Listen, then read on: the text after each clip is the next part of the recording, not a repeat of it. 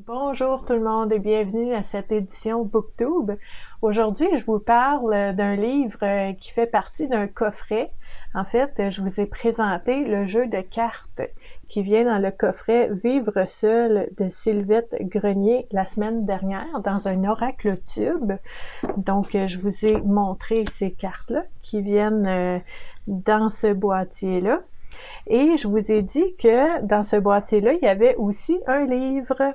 Et le livre est vraiment un complément aux cartes. Donc, ce n'est pas un descriptif des différentes cartes, c'est vraiment un livre à part entière. Donc, on en fait un booktube aujourd'hui parce que c'est vraiment très, très précieux. Donc, c'est le livre de Sylvette Grenier qui vient dans ce boîtier-là, Vivre seul.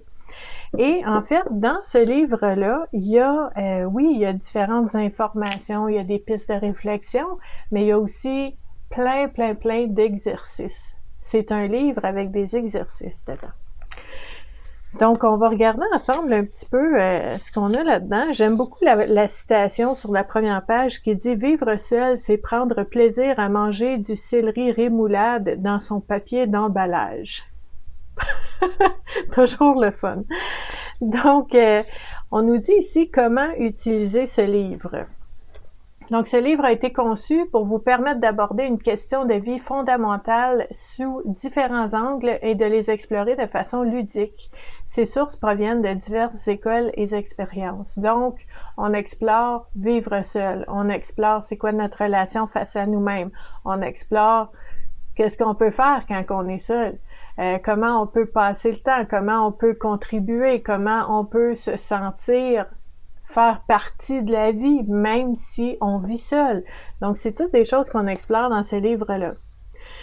On nous dit, si vous avez ce livre entre les mains, c'est que cette question vous préoccupe. Il a été écrit pour vous. Donc, vous avez le droit de lire ce livre dans l'ordre qui vous plaira. On aime ça. Vous avez le droit de ne lire que les thèmes qui vous attirent a priori. Très bien. Vous avez le droit d'écrire, de dessiner, de prendre des notes directement dans ce livre. Ça me donne des idées, se trouve en fin de bouquin pour que vous puissiez déborder librement. Donc, il y a plein de belles permissions dans ce livre-là. Vous avez le droit d'utiliser un signet, une fleur séchée ou un sachet de sucre comme marque-page. Vous avez le droit de mouiller les pages d'une larme de rire ou de tristesse. Vous avez le droit de garder vos réponses et vos jeux pour vous ou de les partager. Vous avez le droit d'adapter les jeux à des situations différentes que celles qui vous sont proposées. Vous avez le droit de jouer seul ou avec d'autres personnes. En fait, vous avez tous les droits puisque nous vous proposons de jouer et que vous acceptez de jouer. Donc, ça commence vraiment bien.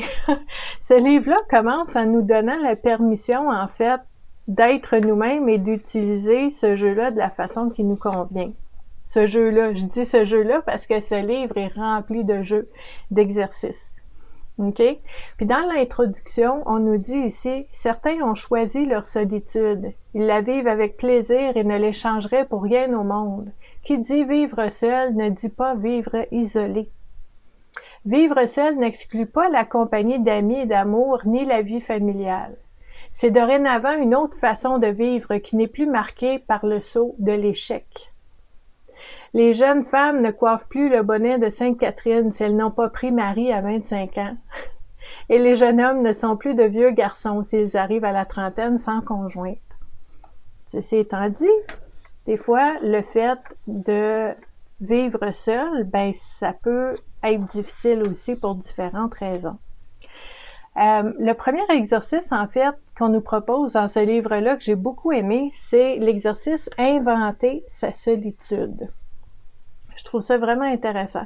Donc, inventer sa solitude, c'est faire en sorte que ces périodes choisies ou fortuites deviennent des moments de création et d'enrichissement. Pour inventer sa solitude, il peut être nécessaire d'explorer d'abord ce que le mot évoque dans son imaginaire.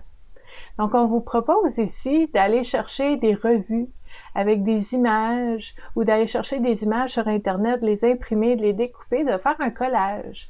En fait, de toutes les représentations des bienfaits de vivre seul.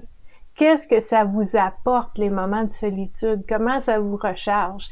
Des images aussi, des représentations de qu'est-ce que vous aimez faire quand vous êtes seul. Donc, peut-être vous allez trouver une image de quelqu'un qui lit un livre sur une montagne de coussins avec une doudou, puis vous dites « Ah oui, ça c'est le fun quand je suis toute seule. » Bien, vous allez découper cette image-là, puis vous allez faire un collage avec cette image-là. Puis, à ce moment-là aussi, ce qu'on fait, c'est... Sylvette Grenier nous fait travailler nos priorités aussi. Donc, on va les mettre en ordre de priorité. Qu'est-ce qui représente le plus les bienfaits d'être seul par moment pour moi? Et de mettre cette image-là vraiment en avant-plan sur votre collage, là, peut-être de colorier autour, de mettre des mots. Donc, c'est vraiment très, très créatif. Puis, en fait, quand on a une image, on peut faire un lien avec cette image-là. Qu'est-ce que ça veut dire pour moi? Pourquoi c'est important pour moi? Pourquoi c'est bénéfique pour moi? Puis, en fait, pendant qu'on fait cette activité-là, ben, on est en train de faire quelque chose de bon pour nous pendant qu'on est toute seule. Donc, j'aime beaucoup ce livre-là parce qu'en fait, ça nous donne plein d'exercices qu'on peut faire alors qu'on est seul. Puis, c'est des choses qui nous nourrissent puis qui nous font du bien. Fait que c'est vraiment intéressant. On a aussi, je vous disais tantôt, il y a des réflexions, il y a des informations et il y a des exercices. Il y a les deux. Donc ici, je me suis mis un petit post-it pour la réflexion qui est de l'ordre « Est-ce que je m'aime assez? » C'est une question à se poser. Donc, il n'est pas question ici d'égocentrisme ni de juger le verbe s'aimer soi-même à tous les temps, mais plutôt d'un sain amour de soi qui est l'heureux complément du respect de soi. OK? Donc, s'aimer soi-même, c'est avoir la même empathie, la même compassion, la même écoute envers soi qu'on aurait pour quelqu'un d'autre, quelqu'un qu'on aime. S'aimer soi-même, c'est prendre soin de soi, de sa santé, de l'environnement dans lequel on vit. C'est aussi se discipliner, avoir des objectifs exigeants mais accessibles et se faire la promesse qu'on va les tenir. Donc, c'est pas toujours facile, puis c'est cette réflexion-là qu'on nous propose ici. Donc, il y a un exercice qui va avec cette réflexion-là. Ensuite de ça, on a un autre exercice concernant une autre réflexion qui s'appelle « Et si on changeait? » C'est vraiment intéressant. L'exercice « Et si on changeait? » en fait, ça nous permet de regarder nos routines. Okay? Si, par exemple, tu habites seul, puis tu es habitué dans ta routine que tu vas faire tes commissions le mardi après-midi, puis tu vas dans ton cours de je sais pas quoi le jeudi matin, puis que tu vas prendre un café avec quelqu'un le samedi matin, puis là, tu as un horaire, là, tu as une routine qui est là. Puis des fois, quand on vit seul, ce qui peut être difficile, ça peut être la routine, justement, parce qu'on a l'impression que les journées se répètent un peu comme le jour de la marmotte. Puis cet exercice-là, en fait, nous permet de reconnaître c'est quoi nos routines. Donc, de vraiment écrire chacune de nos routines, tu sais, je sais pas, moi, le jour que tu fais ton épicerie, le jour que tu fais de la popote, la journée que tu vas prendre une marche, si tout ça est vraiment très précisément dans une journée, on vous demande d'écrire toutes ces routines-là. Puis ensuite de ça, juste pour mettre du piquant un peu puis changer les choses, on vous propose aussi d'écrire les journées de la semaine. Donc, du lundi au dimanche, vous écrivez toutes les journées de la semaine. Puis là, pour chacune de vos routines et chaque jour de la semaine, vous coupez un petit carton. OK? Puis là, on va changer les choses. Si vous pigez, par exemple, le carton qui est écrit « Je vais faire l'épicerie tous les mardis », ben là, tu vas dire « OK, je me prête au jeu, on va y aller, je vais piger une journée de la semaine. Puis si ça sort le vendredi, ben cette semaine, je vais faire mon épicerie le vendredi. » Pour faire changement, pour vivre d'autres choses, pour voir s'il n'y a pas peut-être une autre façon de faire des choses, pour changer ma journée un petit peu. Donc, c'est très intéressant comme exercice, ça aussi. Ensuite de ça, on a une réflexion qui est un exercice, en fait, les yeux de quelqu'un qui m'aime. On va demander, en fait, à essayer de se voir nous-mêmes à travers les yeux de quelqu'un qui s'aime. Qu'est-ce qu'on voit de nous-mêmes qui est bien, qui est bon? Qu'est-ce qu'on apporte aux gens? Donc, c'est comme une biographie qu'on va écrire. OK? Puis, on va imaginer une personne qui nous aime devant nous. Qu'est-ce qu'elle peut voir de nous? Comment elle nous voit? Puis ça, mais ça peut nous aider à nous voir plus clairement dans les moments, en fait, où est-ce qu'on est seul, puis qu'on est dur envers nous-mêmes. Parce que ça aussi, ça peut arriver. Donc, c'est un élément très intéressant à explorer aussi. Qu'est-ce qu'on a? Ah, on a aussi une belle réflexion. Puis regardez ici les images, ça va avec les cartes que je vous montrais. On a une réflexion concernant l'ennui. L'ennui. Donc, il y a une belle citation ici. L'ennui fait le fond de la vie. C'est l'ennui qui a inventé les jeux, les distractions, les romans et l'amour. C'est l'ennui qui a inventé tout ça. Donc, même dans l'ennui, il y a du bon qui peut en sortir. On nous dit ici, OK, l'ennui n'a rien à voir avec la solitude. Il n'y a qu'à regarder autour de soi, au restaurant par exemple, sans vouloir présumer des sentiments qui habitent certains de nos semblables. On voit parfois des couples assis l'un en face de l'autre et qui ont l'air de trouver la vie longue. Ils ont presque le mot ennui écrit dans le front, puis pourtant ils sont pas seuls. Donc l'ennui, c'est pas nécessairement toujours d'être seul. Puis ça, c'est une belle réflexion à faire. OK? Ça peut être très intéressant. Il peut y avoir des belles prises de conscience à ce moment-là aussi. On a un exercice aussi dans ce livre-là qui s'appelle l'envers de la médaille. Donc, prenez une situation où une personne est têtue au point d'en être bornée.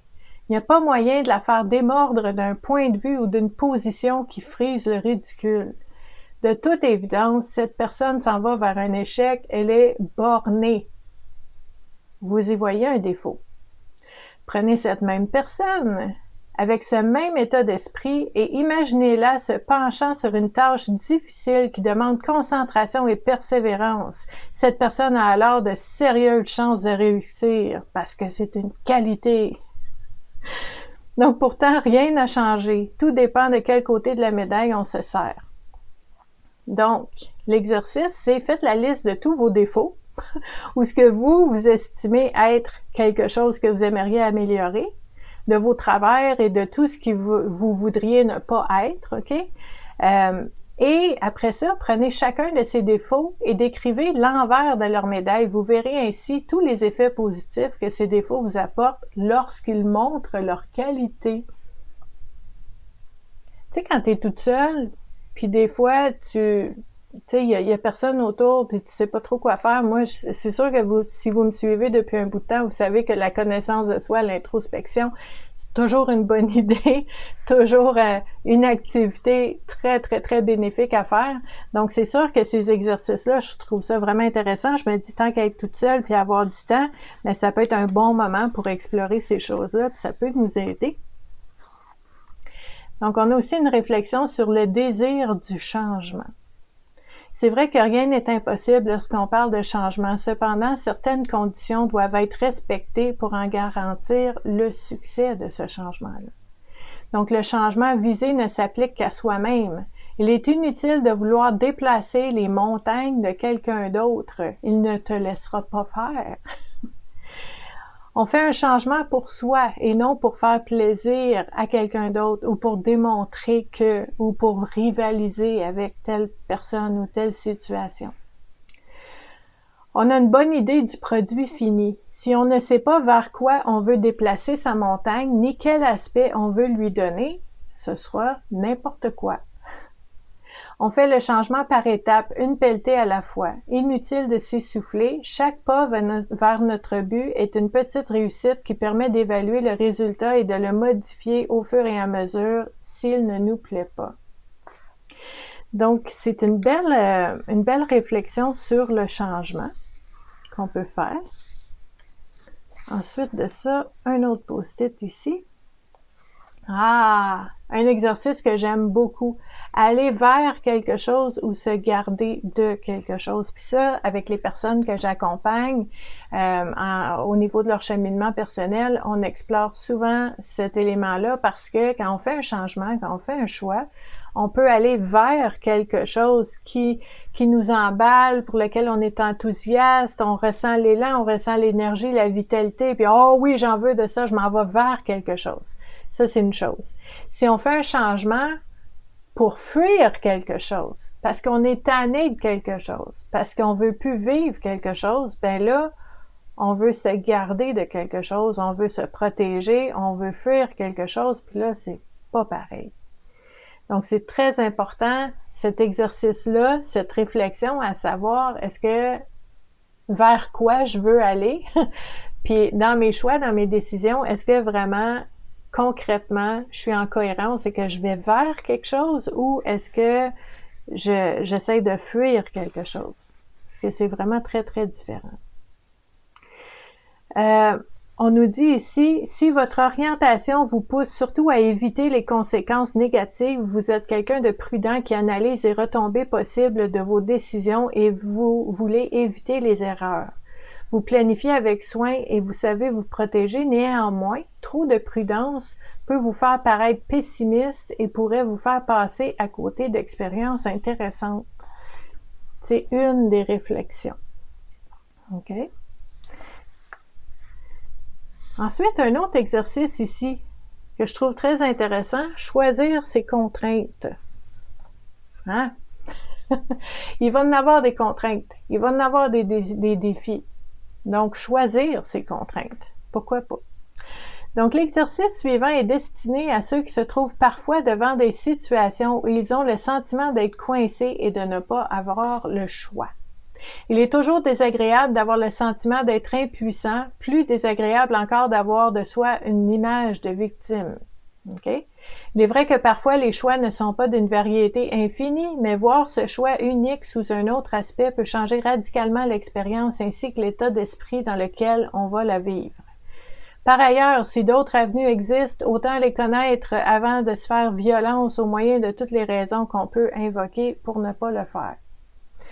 Donc, l'exercice nous dit, décrivez une situation qui vous préoccupe et pour laquelle vous pensez que vous n'avez pas le choix en ce qui a trait au geste que vous allez poser. Je suis obligé de, j'ai pas le choix.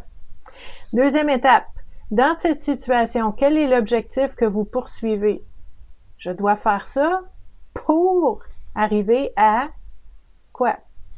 Troisième étape, quelle est la valeur qui est rattachée à cet objectif? Je dois faire ça pour arriver à tel résultat parce que ça, c'est important pour moi. C'est quoi? On répond. Dernière étape, regardez à nouveau votre objectif ainsi que là où les valeurs qui s'y rattachent.